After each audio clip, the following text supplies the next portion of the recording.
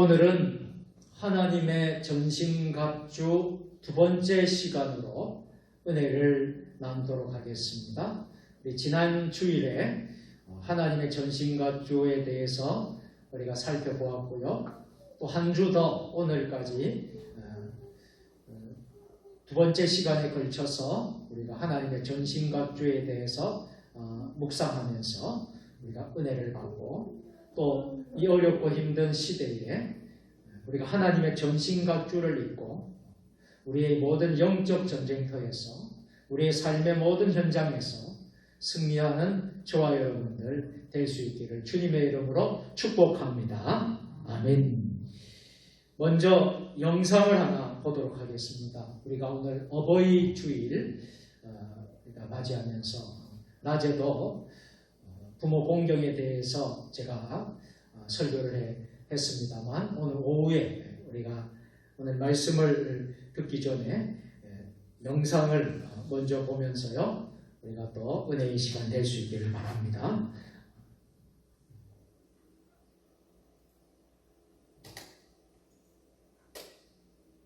김준영 씨, 윤현 씨, 김희영 여사님, 김영자님 뭐하고 계셨어요? 최근에 어머니와 통화. 그저께 했어요. 이틀 전에 카톡했었나? 왜 매일매일이에요? 짠!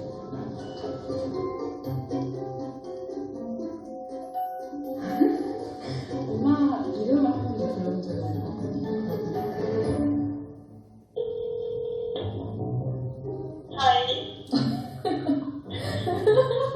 경식씨.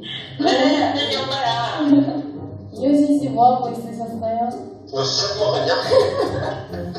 내 엄마로 살아온 이민아 씨 인생은 힘들지 않았어요? 좀 힘들었지. 투자하는 거에 비해서 너가 조금 안 나와. 무섭다니까. 엄마는 항상 내 엄마로 살아서 오늘은 이름을 한번 불러보고 싶어서 전화했어. 잘했어. 저기 너 그 카드 외워서 임마. 되게 전화 자주 하는데 떨리네요. 지윤아. 여보세요? 여보세요? 왜? 이미정님. 이미정님 뭐하고 있었어요? 갑자기 큰다는 게 있으면 그래 불러줄까? 내가 엄마 이름 불러주니까 어때? 아니 엄마가 좋아. 엄마가 좋아? 엄마가 왜 울어? 아니 아들이 갑자기 그러니까 응, 생사한테 갑자기 그러니까 이거 그쵸. 우리가 만나서 옷을 하도 못 들어가지고 엄마 아니 그냥 엄마는 늘 내 엄마로 살아와서 오늘은 엄마 이름 한번 불러주고 싶어서 얘기했어. 내 엄마로 살아보이는 이미정 씨의 인생은 힘들지 않았나요? 많이 들었어요. 기다릴 수 있어 너무 못했어. 나 조금 얘기해줘서. 내일만 생각하면 좋아서 나을까 기분가 행복하고.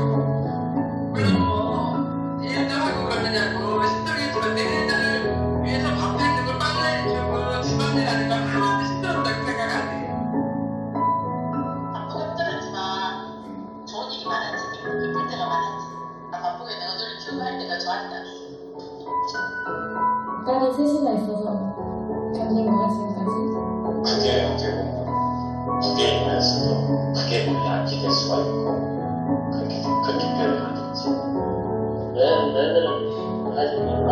엄마의 마음을 모르지. 부모의 사랑이야. 부모의 사랑. 완전히 고마운데 좀 잘 봐주고 예쁘게 봐줘서 감사하다.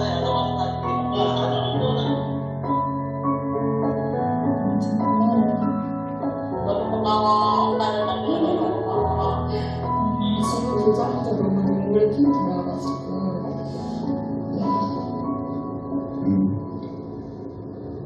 힘들게 했던 아들이었던 것 같은데 그렇게 말해줘서 너무 고맙고 말씀 목도라는 함께해주셔서 감사하고 앞으로는 조금 더 고마웠다는 말을 자주 하는 아들이 되도록 노력하겠습니다. 사랑합니다. 사랑합니다.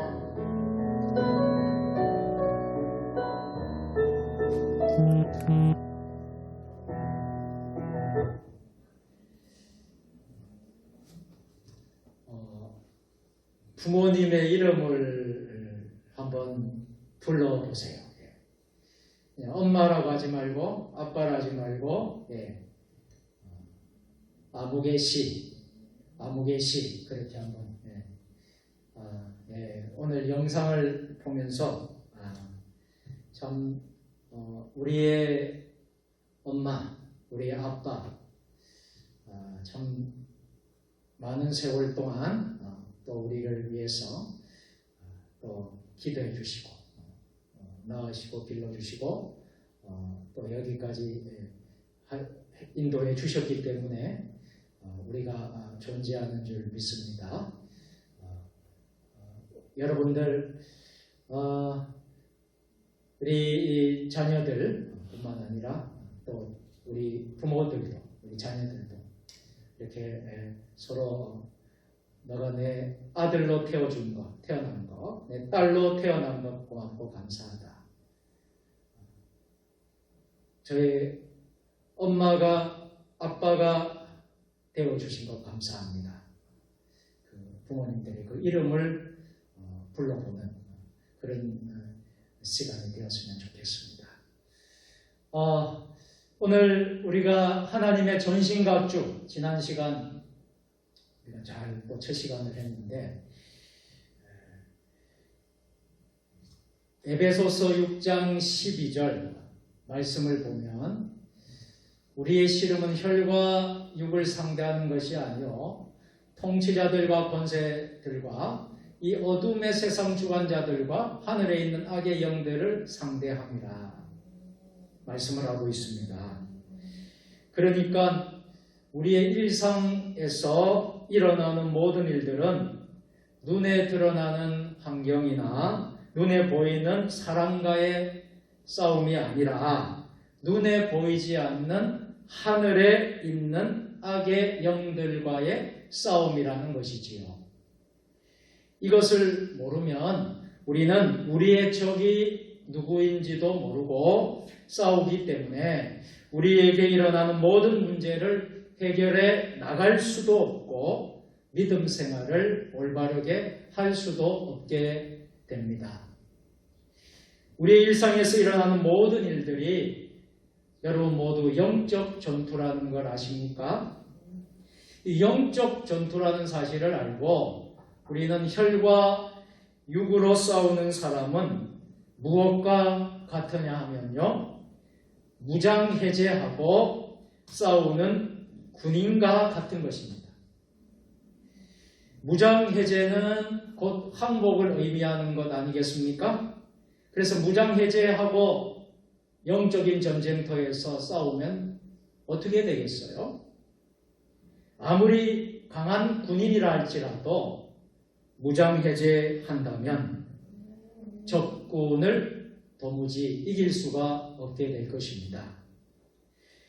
우리가 크리스찬으로서, 우리가 그리스도인으로서 행복한 삶을 살기를 원합니다. 우리가 그리스도인으로서 날마다 이 세상을 승리하며 살기를 원합니다. 우리가 그리스도인으로서 이 세상을 정복하면서 다스리면서 우리가 살기를 원합니다.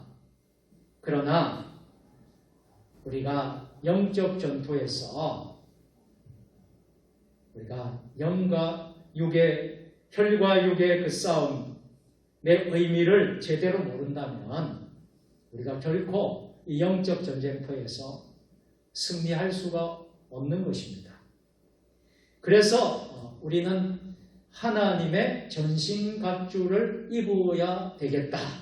전신갑주를 입지 않으면 안 되겠다 하는 것을 지난 시간에 이어서 오늘도 말씀드리고자 합니다. 자, 하나님의 전신갑주란 무엇일까요? 전신갑주는 온몸을 보호하는 갑옷과 투구를 의미한다고 지난 시간에 말씀을 드렸습니다. 전쟁에서 온몸을 보호하는 보호장비와 공격무기를 통칭하여 일컫는 말이지요. 그러니까 하나님의 전신갑주란 우리를 마귀의 세력으로부터 우리를 보호하고 영적 전쟁에서 승리하게 하는 무기를 의미합니다. 그러면 구체적으로 이 하나님의 전신갑주가 무엇인지 살펴보도록 하겠습니다. 본문 14절 말씀 함께 읽겠습니다. 그런즉 서서 진리로 너희 허리띠를 띠고 의의 호심경을 붙이고. 아멘. 첫째, 우리가 하나님의 전신갑주는 어떤 의미가 있느냐 하면 하나님의 전신갑주는 진리입니다. 이 진리라는 이 단어를 우리가 주목을 하고, 진리로 번역된 이 단어를 헬라어로 말하면 알레데이아라는 말이에요. 알레데이아. 이 알레데이아라는 말은 거짓이나 거짓말에 반대되는 진실을 의미합니다. 그러니까 이 진리는 곧 진실을 말하는 것입니다. 진리는 전신갑주의 무엇과 같은 것이냐 하면 허리띠와 같은 것입니다. 그래서 진리의 허리띠, 이 진리의 허리띠를 띠라는 것이죠. 여러분, 허리띠가 어떤 역할을 하고 있습니까? 요즘 군인에게 허리띠는 바지가 흘러내리지 않는 역할을 하게 합니다. 바지가 흘러내리면 군인이 제대로 서서 싸울 수가 없겠지요. 바지가 흘러내리면 한 손으로 바지를 잡고 싸워야 하는데요. 어떻게 한 손은 잡고 한 손은 내려가는 바지를 잡고 전쟁터에서 싸우겠습니까? 허리띠가 없으면 제대로 허리를 똑바로 세우고 싸울 수가 없는 것이지요. 과거에도 허리띠는 허리를 바로 세우는 역할을 하였습니다. 여러분, 갑옷이 얼마나 무겁습니까? 그렇기 때문에 허리띠로 허리를 바로 잡아주지 않으면 그 갑옷의 무게 때문에 제대로 설 수가 없다는 것입니다. 우리 기독교인에게 있어서 그래서 이 진리, 곧 진실이라는 것이 바로 이런 의미가 있다는 것입니다. 기독교인인 우리에게 진실은, 한번 따라서 해볼까요? 진실은 우리의 허리를 바로 세우는 허리띠입니다. 아멘. 우리가 입어야 할 첫 번째 전신갑주는 진리입니다. 곧 진실입니다. 다른 말로 하면 정직입니다. 여러분, 우리 기독교인들이 진실해야 합니다. 우리 기독교인들이 정직해야 합니다. 기독교인으로서 영적 무장을 하고 마귀와 싸우는데요. 가장 기본적이고 가장 기초적인 전신갑주가 바로 진리입니다. 기독교인이 진실하지 못한다면 똑바로 설 수 있겠습니까? 교회가 진실하지 않는다면, 교회가 정직하지 않는다면 세상 사람들이 교회를 어떻게 보겠습니까? 진실하지 못하면 똑바로 설 수가 없는 것입니다. 여러분, 전쟁에서 똑바로 서서 싸우지 못한다면 이미 전쟁에서 패배한 것과 다름없습니다. 진실하지 못하고 정직하지 못한 하나님의 군사는 이미 마귀에게 진 것입니다. 아무리 그 사람이 능력이 있고 아무리 그 사람이 명예와 또 권세와 힘을 가지고 있더라도 진리가 없다면, 진실하지 못하다면 영적 전쟁에서 결코 승리할 수 없는 것입니다. 교회도 마찬가지입니다. 정직한 교회가 영적 전쟁에서 가장 강성한 교회입니다. 여러분, 세상에 많고 많은 교회가 있습니다. 우리 세종시에도 교회가 한 300~400개 됩니다. 그 가운데 우리 세종 주님의 교회가 있습니다. 우리 대한민국 전체를 따져도 교회 수가 엄청난 교회 수가 있습니다. 정직한 교회가 영적 전쟁에서 가장 강성한 교회입니다. 아무리 교회가 크다고 하더라도 정직하지 못한 교회는 마귀에게 이용당하는 교회가 될 수 있습니다. 이미 영적 전쟁에서 패배한 교회가 될 수 있습니다. 저는 오늘 여러분에게 아주 중요한 말씀을 드리려고 합니다. 여러분이 앞으로 인생을 살아가면서 어떤 사람이 되어야 할 것인가, 가장 중요한 덕목을 말씀드리고자 합니다. 여러분은 어떤 사람이 되어야 합니까? 진실한 사람이 될 수 있기를 바랍니다. 정직한 사람이 되어야 합니다. 진리의 사람이 되어야 합니다. 여러분이 공부를 잘하건 공부를 하지 못하건 상관없습니다. 여러분이 어디에서나 무엇을 하든지 간에 우리는 진실한 사람이 되어야 합니다. 사람이 진실하면 다 통하게 되어 있습니다. 지금 당장 손해보는 것 같아도 누가 보고 계실까요? 전능하신 하나님께서 보고 계십니다.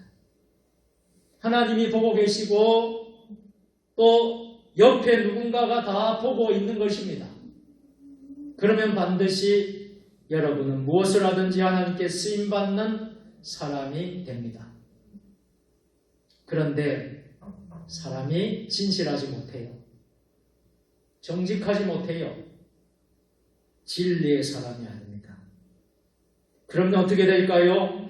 아무리 공부를 잘하여도, 세상적으로 아무리 성공해 보여도 결국 하나님 앞에서 실패한 인생이 되어 있기 때문입니다. 왜냐하면 하나님이 보고 계셔요.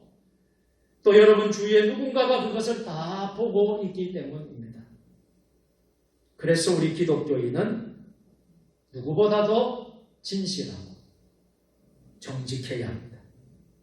이것이 우리 기독교의 진정한 힘입니다.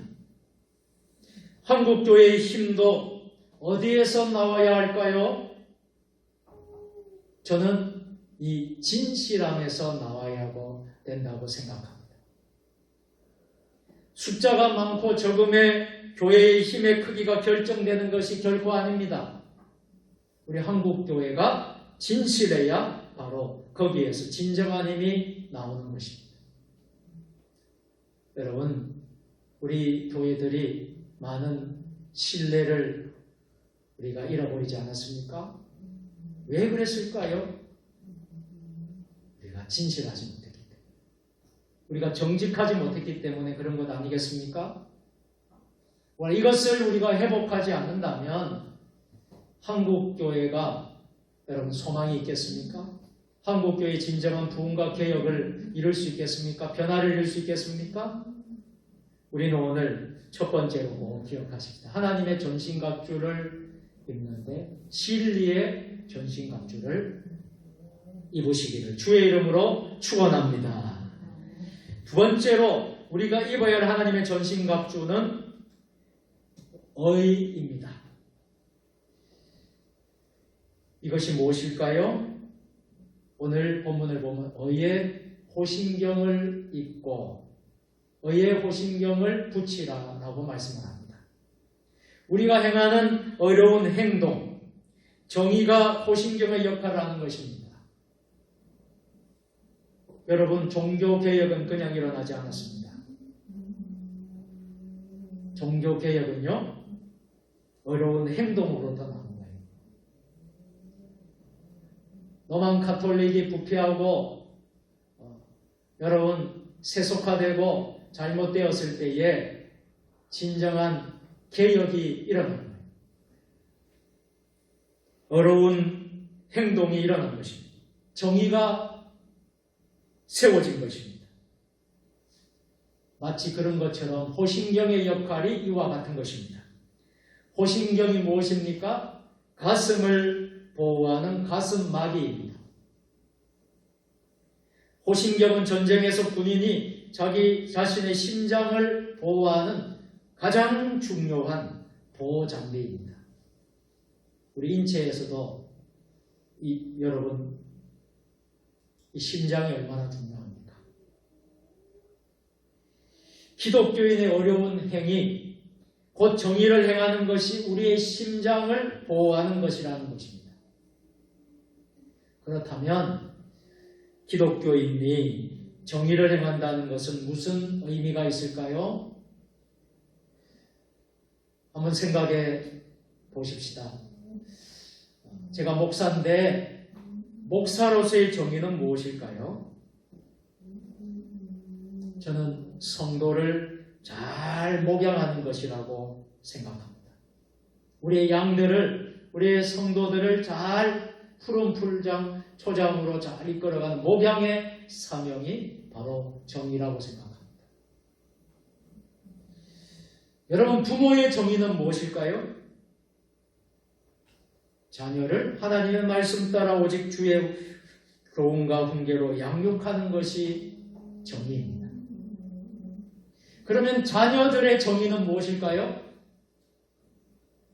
자녀로서의 정의는 부모를 잘 공경하는 것이, 부모에게 효도하는 것이 정의입니다. 형제로서의 정의는 무엇일까요? 형제간에 다투지 말고 싸우지 말고 어떻게 하는 거예요? 서로 화목하게 우애 있게 지내는 것이 정의입니다. 대통령으로서의 정의가 무엇일까요? 나라를 잘 이끌어가는 것이 정의입니다. 직장인으로서의 정의는 무엇일까요? 자기의 직장에서 성실하게 일하는 것이 정의입니다. 이웃으로의 정의는 무엇일까요?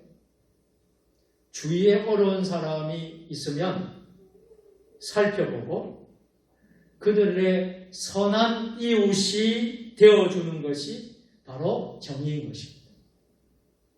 정의를 행하는 것이 바로 우리의 가장 중요한 심장, 이 심장을 보호하는 전신갑주라는 것입니다.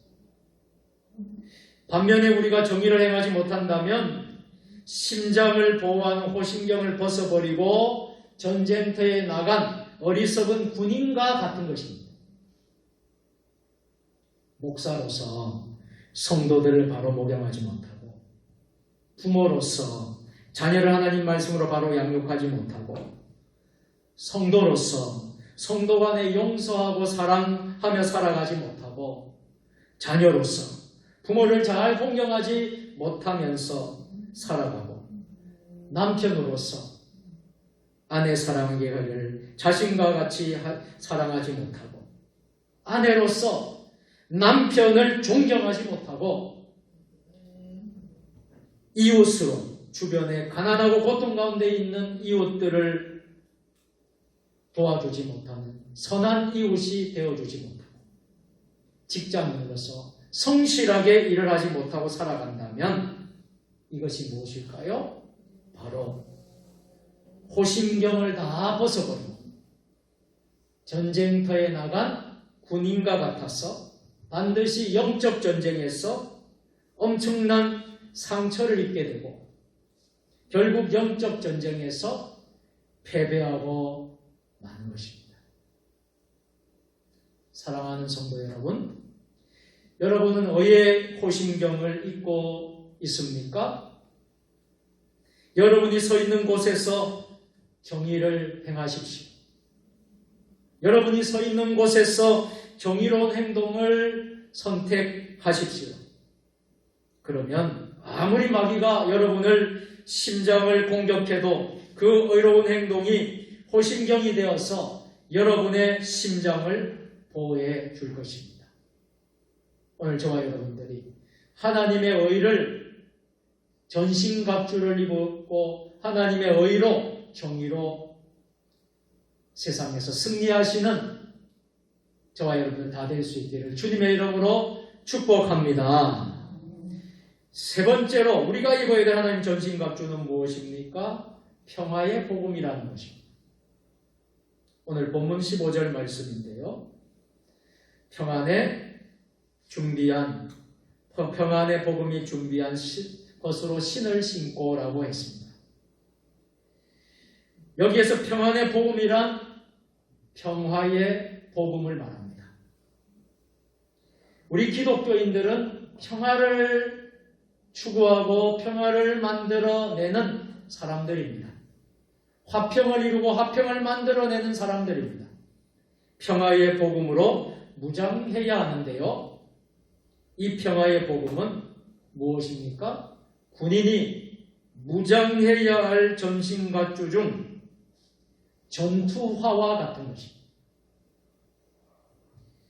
전투화를 신은 군인은 전투 능력에서 큰 차이가 있습니다. 전투화를 신은 군인은 아무데나 걸어갈 수 없습니다. 험한 길도 헤쳐나갈 수 있고요. 돌짝밭과 가시밭도 헤쳐나갈 수가 있습니다. 그러나 전투화를 신지 않는다면 그 군인은 아무것도 갈 수가 없어요. 맨발로는 평탄한 길도 제대로 걸을 수 없습니다. 군인이 맨발로 어떻게 싸우겠습니까? 전투화가 없이 어떻게 전쟁터에서 싸우겠습니까? 산속도 헤쳐나가야 되고 가시밭길도 걸어가야 하고 돌짝밭도 걸어야 하는데 맨발로 어떻게 험한 길을 걸을 수가 있겠습니까? 군인이 맨발로는 아무것도 못하는 것이죠. 평안의 복음이 무엇입니까? 바로 전투화, 영적인 전투화인 것입니다.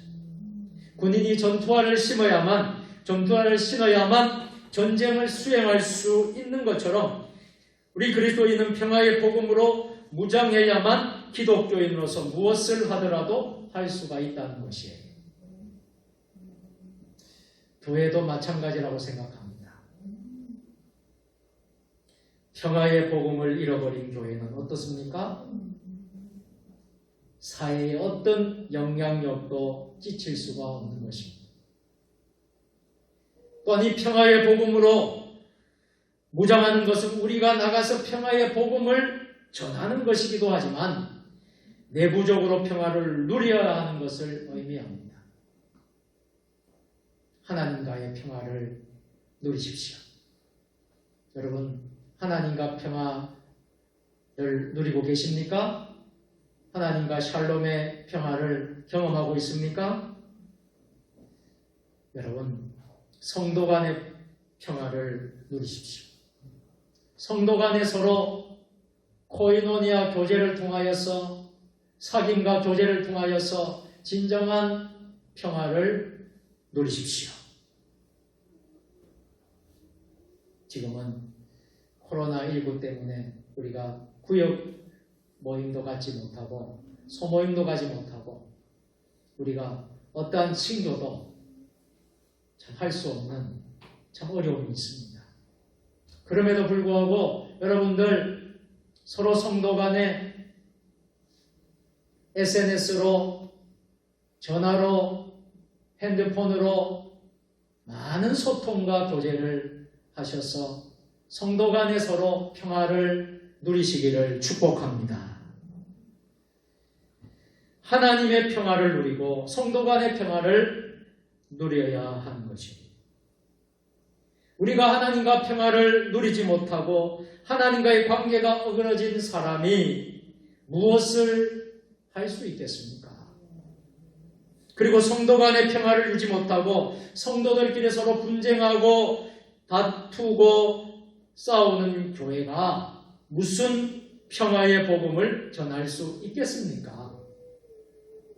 그래서 분쟁이 있는 교회는 이미 영적 전쟁에서 마귀에게 패할 준비가 된 교회인 것입니다. 교회는 화평해야만 진정한 힘이 있어요. 우리 세종 주님의 교회의 자랑이 무엇입니까? 사랑이 많은 거예요. 성도 간의 사랑.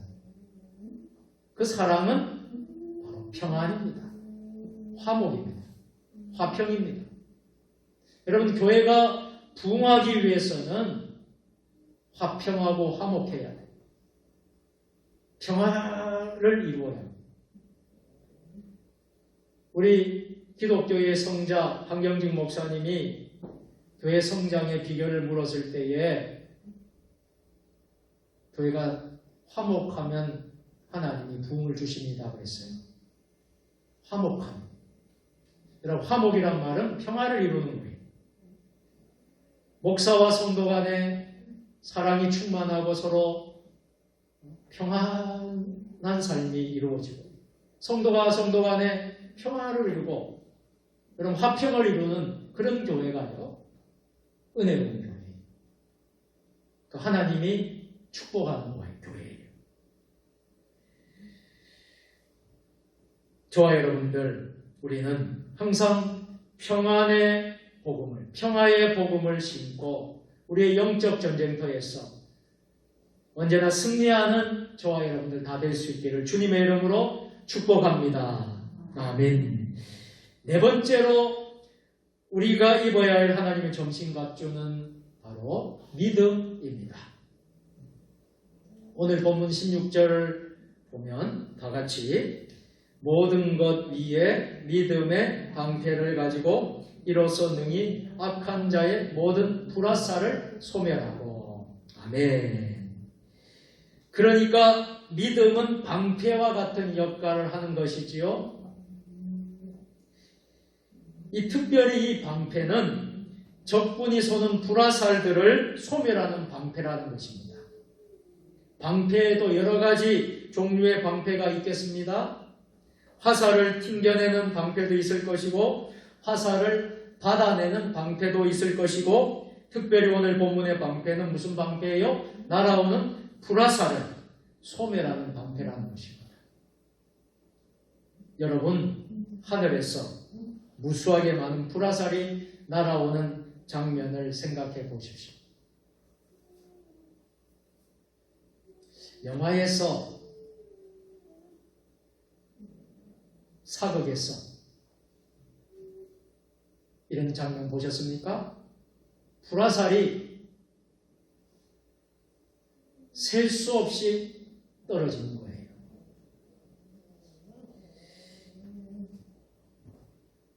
여러분, 이렇게 많은 불화살이 날아오게 되면 굉장한 공포감을 갖기에 충분합니다. 영적 전쟁에서 악한 마귀가 우리를 향해 쏘아대는 불화살이 바로 이러한 것입니다. 엄청난 위력을 갖춘 불화살이 날아오게 되는 것이죠. 바로 그때 그 불화살을 소멸하는 것이 무엇일까요? 그것이 바로 믿음인 줄 믿습니다. 이것이 바로 믿음이에요. 믿음으로서 악한 자의 맹렬하게 쏟아올리는 불화살을 모두 소멸시키는 것입니다. 그래서 영적 현장에서, 영적 전쟁 현장터에서 우리에게 가장 중요한 것은 바로 강하고 굳건한 믿음이라 할 수 있습니다. 왜냐하면 이 믿음은 악한 마귀의 모든 불화살을 막아낼 뿐만 아니라 그 불화살을 다 소멸시킬 수 있기 때문입니다.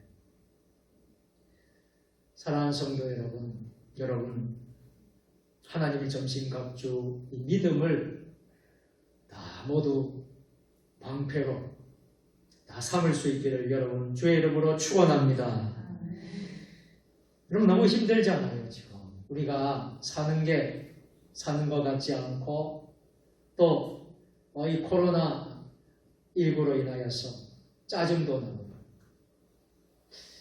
여러분 참 우울도 오고요. 이 코로나가 우리에게 가져다 준 것이 우리의 일상을 바꾸어 놓은 것이 너무나 많습니다. 우리가 예배 드릴 때 마스크 껴야 되잖아요. 거리 두기 해야 되잖아요. 여러분 많은 일상이 지금 바뀌어져 있습니다.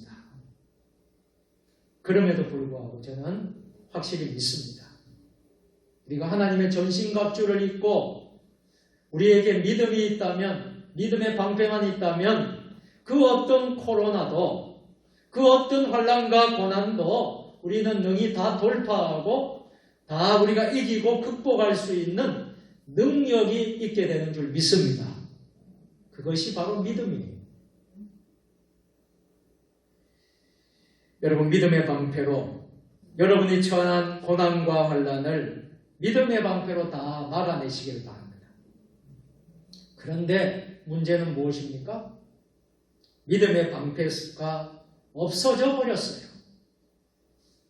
많고 많은 사람들이 믿음의 방패를 잃어버렸어요.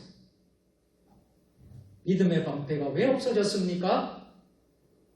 평소에 믿음의 방패를 사용하지 않다 보니까 막상 믿음의 방패를 사용하고자 했을 때 아무리 찾아도 그 믿음의 방패를 어디에다 두었는지 그 방패를 찾지 못하고 기억이 나지 않는 것입니다. 이것이 문제입니다. 사랑하는 성도 여러분, 여러분의 믿음의 방패는 어디에 있습니까? 수십 년간 혹은 수년간 믿음의 방패를 사용하지 못해서 그 믿음의 방패를 혹 분실하지는 않았습니까? 그렇다면 지금 당장 그 믿음의 방패를 찾아서 바로 여러분 곁에 꼭 두시기를 주의 이름으로 축복합니다. 그럼 어떤 악한 마귀의 불화살 공격도 다 막아낼 뿐만 아니라 그 불화살도 소멸할 수가 있는 것입니다. 다섯 번째로 하나님의 전신갑주는 바로 구원의 확신입니다. 오늘 본문 17절 말씀인데요. 다 같이 구원의 투구와 성령의 검, 곧 하나님의 말씀을 가지라. 아멘. 여러분 투구, 이 투구는 머리를 보호하는 장비를 말합니다. 오늘날로 말하면 군인이 머리에 쓰는 철모라고 할 수 있겠습니다. 군인에게 반드시 필요하지만 쉽게 또 잊어버리는 것이 바로 철모입니다. 저도 군대 생활할 때에 육군훈련소에서 훈련을 받고 자대 배치를 하지 않습니까? 훈련소에서 훈련병 때는 얼마나 힘들어요. 훈련받고 1주차, 2주차 계속해서 훈련을 받잖아요. 받는데 완전히 이제 군인이 된 게 아니잖아요. 훈련병은 군인을 준비하는 과정이거든요. 계급장을 달아야지 진정한 군인이 되는 거예요. 그래서 그 훈련을 받는데 얼마나 서툴겠습니까? 훈련병이 잘하면 얼마나 잘하겠어요? 훈련병이 사격하면 얼마나 사격을 잘하겠어요? 수리탄을 던지면 얼마나 잘 던지겠어요? 아니잖아요. 훈련을 받는 거죠. 군인이 되기 위해서 준비를 받는 거죠. 군생활할 때에 비상이 걸리면 여러분 또 군장을 또 매요. 군장을 사서 또 훈련을 받습니다. 그럼 또 여러분 행군을 하잖아요. 행군을 하면 굉장히 힘들어요. 발 뒤꿈치가 까지기도 하고요. 너무 힘들어 목이 마르고요. 참 힘들어요. 근데 훈련병들이요 철모를 잃어버린 거예요. 철모. 그런 병사들이 종종 생기는. 가다가 좀 쉬었다가 다시 군장을 메고 가는데 뭐가 없어요? 철모가 없는. 여러분 그런 경우가 생겨요.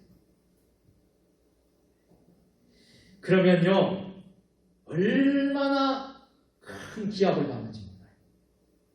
얼마나 고된 그런 여러분 훈련을 받는지 몰라요. 왜요? 철모가 너무 중요하다는 거예요. 철모를 잃어버리면 여러분 전쟁터에서 여러분 총알이 여러분 온다 했을 때에 철모는 총알을 피하게 만드는 총알을 방어하는 거거든요. 그런데 그 철모를 벗었다면 여러분 머리에 여러분 총알이 들어오면 어떻게 되겠습니까? 철모가 너무 중요한 거예요. 전쟁 상황에서 그것이 얼마나 중요한지 여러분 우리가 깨달을 수 있기를 바랍니다. 구원의 확신은 마치 이와 같은 거예요. 우리의 몸으로 느껴져야 합니다. 머리로 아는 것이 아니에요. 그런데 많은 사람들이 머리로는 구원의 확신을 알고 있습니다. 그런데 몸이 구원의 확신을 기억하지 못하는 거예요. 그래서 고통의 순간이 오고 박해의 순간이 오고 그러면 내가 구원받았나? 내가 정말 이 구원의 확신이 긴가민가해지는 거예요. 약해지는 거예요. 구원의 확신이 없기 때문이에요. 제가 여러분들에게 한번 묻고 싶습니다. 여러분은 오늘이라도 만일에 우리 하나님이 우리를 부르신다면 여러분 천국에 들어갈 수 있겠습니까? 한 사람도 아멘 안 하잖아요. 그러니까 제가 여러분들에게 이야기하는 거예요. 여러분 오늘 여러분 하나님 부르신다면 여러분 천국 갈 확신이 있습니까? 아멘 해야죠. 아멘 해야죠. 그게 구원의 확신이에요.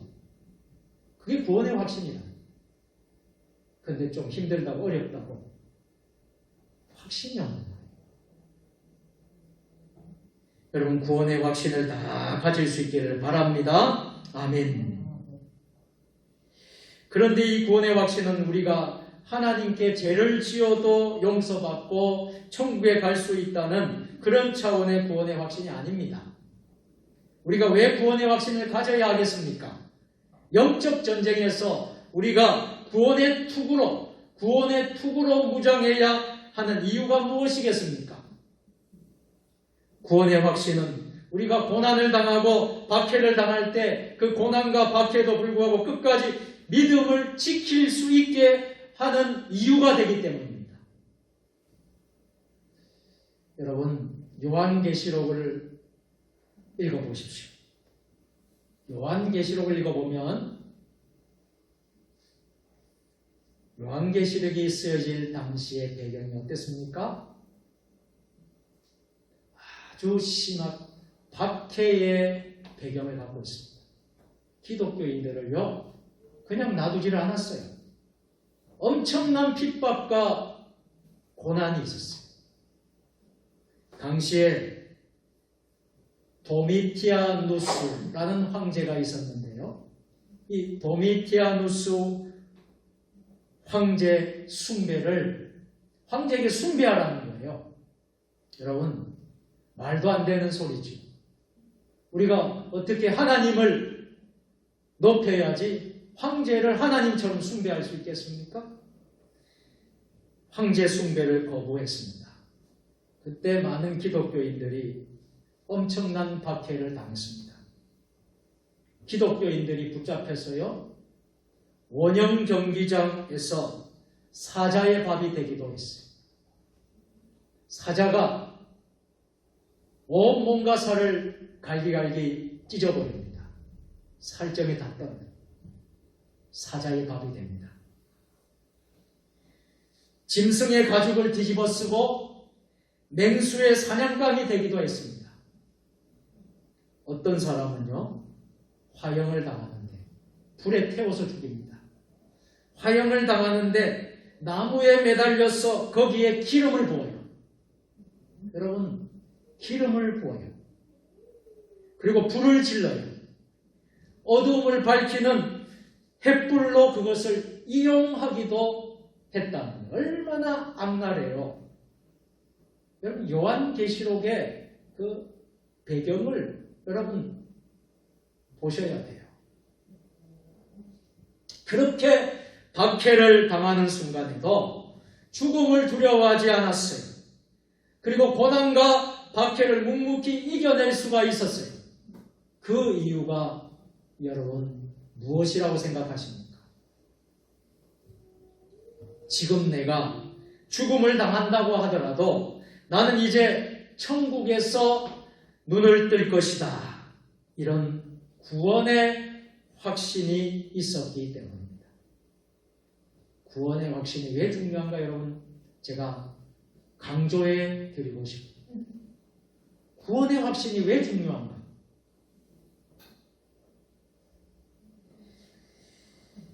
여러분, 카타콤을 아시죠? 카타콤. 지금도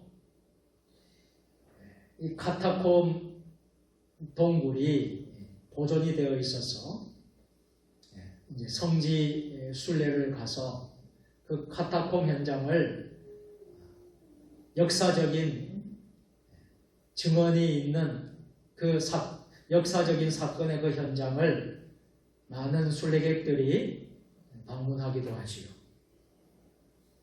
이 카타콤은 옛날 로마 시대에 기독교인들이 박해를 피해서 숨어 살았던 곳입니다. 하루는 로마의 군인들이 카타콤을 습격했습니다. 워낙 미로여서 많은 사람들이 한꺼번에는 사로잡히지 않았지만 입구에 있던 몇몇 사람이 붙잡히고 말았습니다. 로마 군인들이 카타콤 앞에 있는 광장에서 그들을 십자가에 매달았습니다. 여러분, 십자가 처형은 순식간에 죽는 형벌이 아닙니다. 어떻게 해요? 계속 고통을 주는 거예요. 서서히 고통당하면서 서서히 죽게 만드는 것이 바로 십자가 처형입니다. 우리 예수님도 그렇게 하셨잖아요. 깊은 밤이 되니까 로마 군인들도 이제는 숙소로 다 돌아갔습니다. 그때 어둠 속을 헤치면서 십자가에 다가가는 물체가 있었답니다. 그들은 바로 십자가에 달린 사람들의 어린 자녀들이었습니다. 아빠, 엄마 부르면서 십자가로 다가갔어요. 거기에 아빠가 달리고 엄마가 달려있어요. 그때 그 부모들이 울고 있는 자녀들을 향해서 이렇게 말했다고 합니다. 얘들아, 예수 믿는 것은 참으로 영광스러운 일이란다.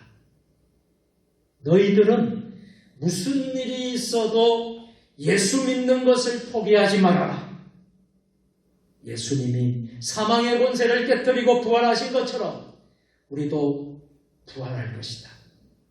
얘들아, 잠시 뒤 저 영원한 하늘에서 우리 다시 만나자꾸나. 사랑하는 성도들, 여러분은 구원의 확신을 머리로만 알고 있습니까? 아니면 여러분의 몸으로 구원의 확신을 느끼고 있습니까?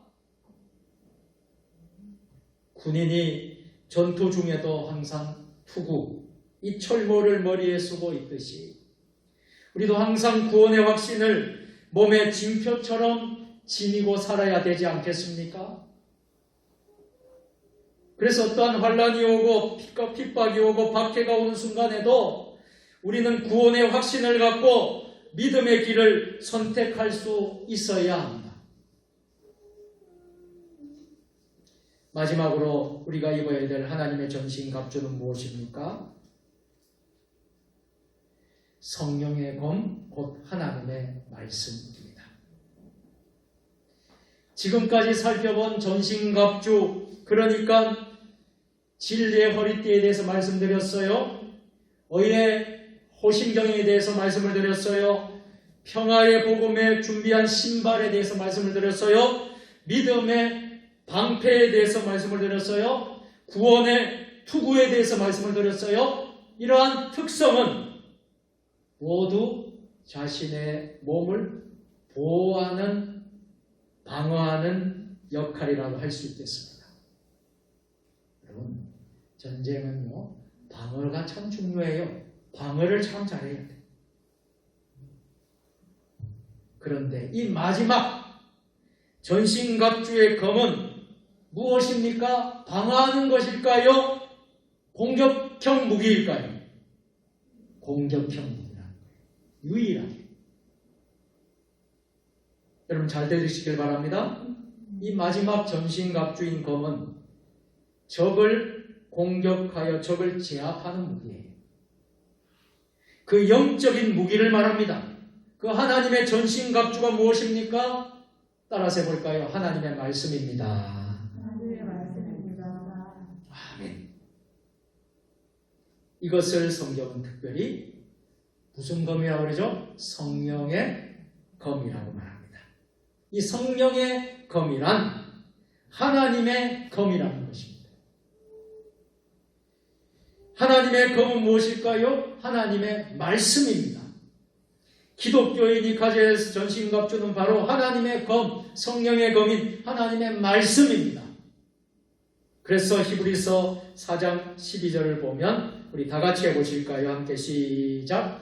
하나님의 말씀은 살아있고 활력이 있어 좌우의 날선 어떤 것보다도 예리하여 혼과 영과 및 관절과 골수를 찔러 쪼개기까지 하며 또 마음의 생각과 뜻을 판단하나니. 아멘. 우리가 악한 마귀와 영적 전쟁터에서 어떻게 우리가 승리할 수 있겠습니까?